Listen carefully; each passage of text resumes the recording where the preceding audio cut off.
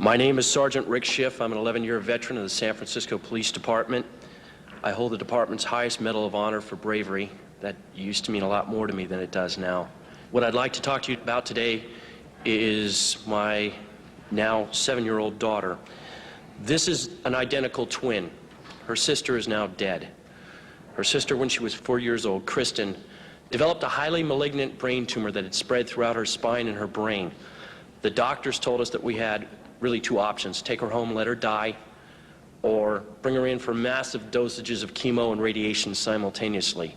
In either event, she was going to die. They were quite certain of that, and very quickly. Believing her only chance to be the standard route, we gave her the chemo and radiation. It burned her skull so bad she had second-degree burns and her hair never came back. To change her diapers, we had to wear rubber gloves because her urine was so toxic and it burned her. At the end of 6 months, miraculously, she survived the standard treatment, although there was a high expectation she wouldn't. She still had cancer. We were told, sorry, we've done everything we can. Now she's going to die, probably within a couple of months. My wife and I, choosing not to accept that, started reading. The first book I picked up, the third chapter, discussed Dr. Burzynski. As you may guess, I have some expertise in fraud. In fact, I'm quite certain there are enough attorneys in the room that I could be vordeered as an expert in fraud. And I conducted my own investigation. I have no doubt the man is not a fraud. I have no doubt that he does what he does out of earnest belief that his medicine works. And now you're in a position to judge for yourselves whether it works or not. But it's well established by the FDA that it's non-toxic. 18 months later, we took my daughter off the antineoplaston. She had not died. She had no signs of tumor. She remained free for 18 months of cancer. Within a month, the cancer was widespread in her brain. We put her back on Burzynski's. By the way, at the objections of our doctors, for some reason felt that it had failed her. We put her back on. Within 9 weeks, the tumor was completely gone. She died last July of neurological necrosis. Her brain fell apart from the radiation. The autopsy showed that she was completely cancer-free. Out of 52 cases of that disease ever, no one died cancer-free, just Chrissy. So she didn't die of a terminal illness. She died of my inability to care for her properly, and she died from bad advice. She died because there's a government institution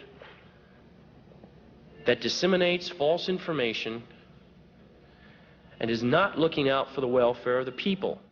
You know, ladies and gentlemen, I swore an oath 11 years ago, and I think most of us in this room swore it at one time or another, to uphold the Constitution. It says life right in the beginning.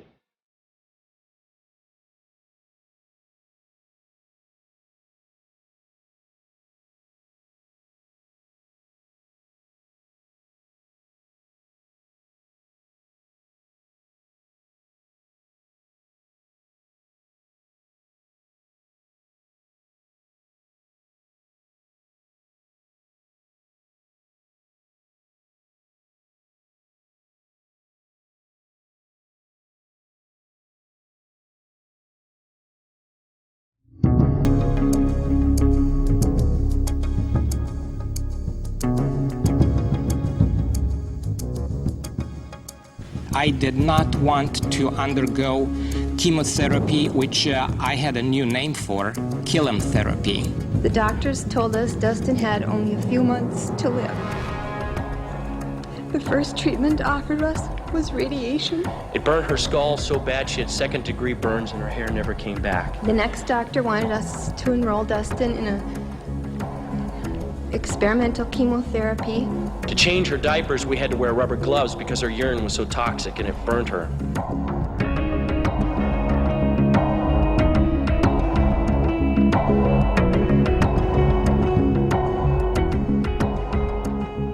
I came 18 years ago from communist Romania, and the tyrannous dictator Ceausescu never stopped a doctor from treating anybody. How can we have something like this in the United States? I'd like the following questions to be asked the FDA. How much money have they spent in the last 10 years to try to put Dr. Burzynski out of business? How many documents can they subpoena, and how many more grand juries does he have to go to? And why can't patients who have advanced cancer seek the medical treatment of their choice? The issue of whether antineoplastons work may not even come up during the trial. The judge says that's not relevant. Dr. Bruce Cohen is the director of neurologic oncology at the prestigious Cleveland Clinic. The only explanation is that it shrunk because of the therapy. He confirmed Dr. Burzynski's results.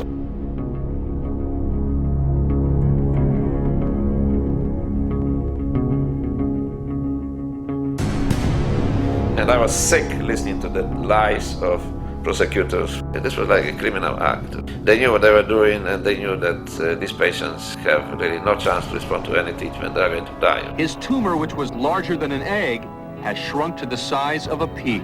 The last 7 years that we've had Paul, and he's been healthy, and I owe it to this man. And there's no way that I'd ever be able to thank him enough for what he's done for us.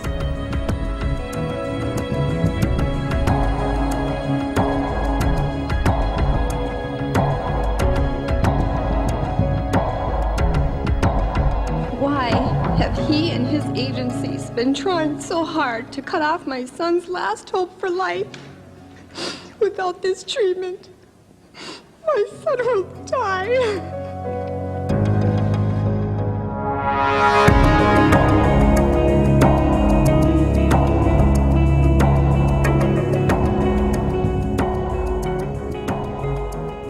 It was not necessary for them to do it. They could tell the truth.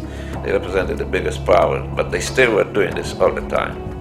So they were trying to do it a sneaky way. And that's what is horrible, okay? That's what should be exposed, because I think the United States deserves better.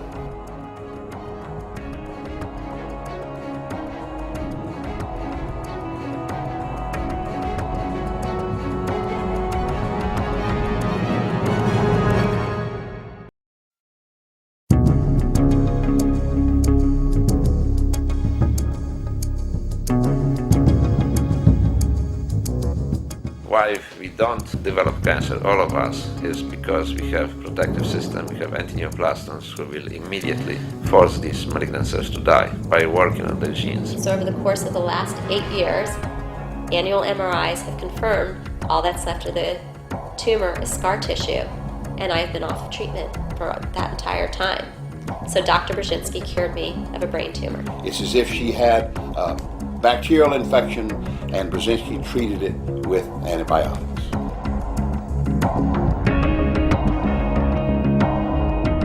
The FDA has made a list and decided who can live and who will die.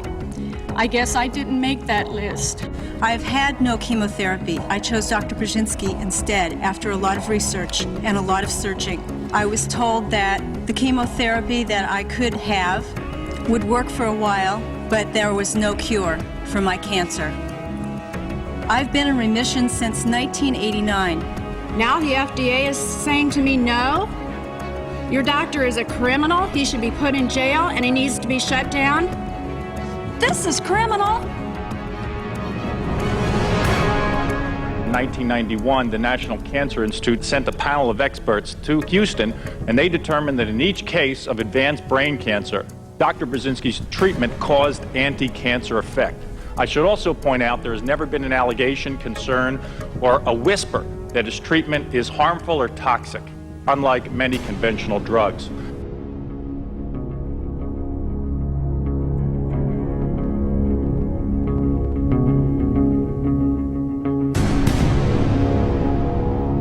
It constitutes nothing less than one of the worst abuses of the criminal justice system I've ever witnessed. An MRI 6 weeks after we started Dr. Burzynski's treatment revealed no tumor. We were very overjoyed.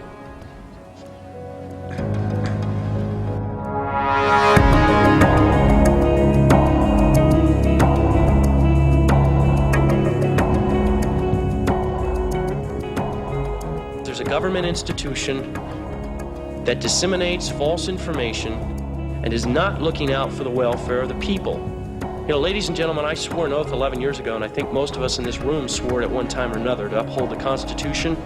It says life right in the beginning.